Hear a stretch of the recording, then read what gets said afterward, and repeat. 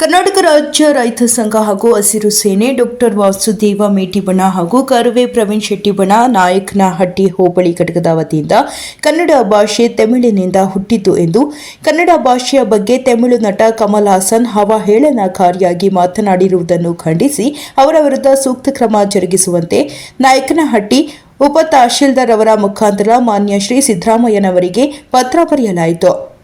ಈ ವಿಷಯಕ್ಕೆ ಸಂಬಂಧಿಸಿದಂತೆ ತಗ್ ಲೈಫ್ ಚಲನಚಿತ್ರ ಧ್ವನಿ ಸುರುಳಿ ಬಿಡುಗಡೆ ಸಮಾರಂಭದಲ್ಲಿ ಕನ್ನಡದ ಭಾಷೆಯನ್ನು ಅವಹೇಳನಕಾರಿಯಾಗಿ ಮಾತನಾಡಿದ ವಿವಾದಾತ್ಮಕ ಹೇಳಿಕೆ ನೀಡಿ ನಂತರ ಯಾವುದೇ ಕಾರಣಕ್ಕೂ ಕ್ಷಮೆ ಕೇಳುವುದಿಲ್ಲ ಎಂದು ಉದ್ದಾಟತನ ಮೆರೆದ ತಮಿಳು ನಟ ಕಮಲ್ ಹಾಸನ್ ಅವರನ್ನು ಕೂಡಲೇ ಬಹಿರಂಗ ಕ್ಷಮಾಪಣೆ ಕೋರುವಂತೆ ಪ್ರತಿಭಟನೆಯನ್ನು ಮಾಡಲಾಯಿತು. ಕಮಲ್ ಹಾಸನ್ ರವರು ಕ್ಷಮೆ ಕೇಳದೆ ಹೋದರೆ ಮುಂದಿನ ದಿನಗಳಲ್ಲಿ ಅವರ ಯಾವುದೇ ಚಿತ್ರಗಳು ಕನ್ನಡದಲ್ಲಿ ಬಿಡುಗಡೆಗೆ ಅವಕಾಶ ನೀಡಬಾರದೆಂದು ಕರ್ನಾಟಕ ಸರ್ಕಾರ ಹಾಗೂ ಕರ್ನಾಟಕ ಚಲನಚಿತ್ರ ವಾಣಿಜ್ಯ ಮಂಡಳಿ ತಡೆ ಹಿಡಿಯಬೇಕು ಮತ್ತು ಅವರು ಮಾನಸಿಕ ಅಸ್ವಸ್ಥರಾಗಿದ್ದಾರೆ, ಸರಿಯಾದ ಚಿಕಿತ್ಸೆ ಕೊಡಿಸಿ, ಇಲ್ಲವಾದರೆ ಮುಂದಿನ ದಿನಗಳಲ್ಲಿ ಭಾರತ ಸರ್ಕಾರ ಸಿಂಧು ನದಿಯನ್ನು ಪಾಕಿಸ್ತಾನಕ್ಕೆ ನೀರು ನಿಲ್ಲಿಸಿದ ಮಾದರಿಯಂತೆ ಕರ್ನಾಟಕದಲ್ಲಿ ತಮಿಳುನಾಡಿಗೆ ನೀರು ನಿಲ್ಲಿಸಬೇಕು ಎಂದು ಕರ್ನಾಟಕ ರಾಜ್ಯ ರೈತ ಸಂಘ ಹಾಗೂ ಹಸಿರು ಸೇನೆ ಡಾಕ್ಟರ್ ವಾಸುದೇವ ಮೇಟಿಬಣ ಹಾಗೂ ಕರ್ನಾಟಕ ರಕ್ಷಣಾ ವೇದಿಕೆ ಪ್ರವೀಣ್ ಕುಮಾರ್ ಶೆಟ್ಟಿಬಣ ಬಲವಾಗಿ ಆಗ್ರಹಿಸಿದರು.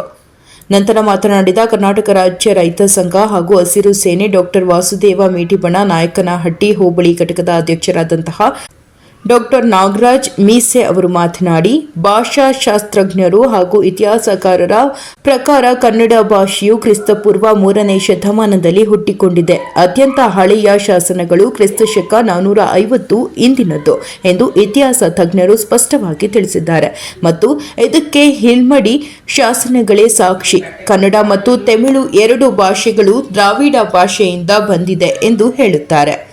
ಆ ಕಾರಣದಿಂದ ಎರಡು ಭಾಷೆಗಳು ವ್ಯಾಕರಣ ರಚನೆ ಮತ್ತು ಪದಗಳ ರಚನೆಯೂ ಹೋಲುತ್ತದೆ. ಕನ್ನಡ ಮತ್ತು ತಮಿಳು ಸೋದರ ಬಾಂಧವರೇ ಹೊರತು ತಾಯಿ ಮಕ್ಕಳ ಸಂಬಂಧವಲ್ಲವೆಂದು ಇತಿಹಾಸ ತಜ್ಞರು ಸ್ಪಷ್ಟವಾಗಿ ಹೇಳುತ್ತಾರೆ ಎಂದು ಹೇಳಿದರು. ವರದಿ ಹರೀಶ್ ನಾಯಕನಹಟ್ಟಿ.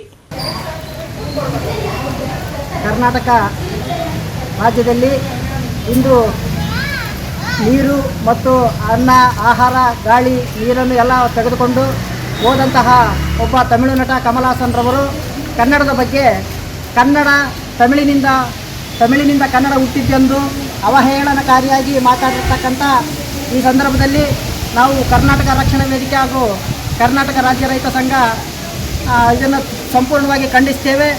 ಇದು ಕನ್ನಡ ಸುಮಾರು ಕ್ರಿಸ್ತಪೂರ್ವ 450ರ ಶತಮಾನದಲ್ಲಿ ಹುಟ್ಟಿದ್ದೆಂದು ಇತಿಹಾಸ ತಜ್ಞರು ಹಾಗೂ ಭಾಷಾ ತಜ್ಞರು ಅಲ್ಗುಡಿ ಶಾಸನದ ಪ್ರಕಾರ ಹೇಳ್ತಾ ಇದ್ದಾರೆ.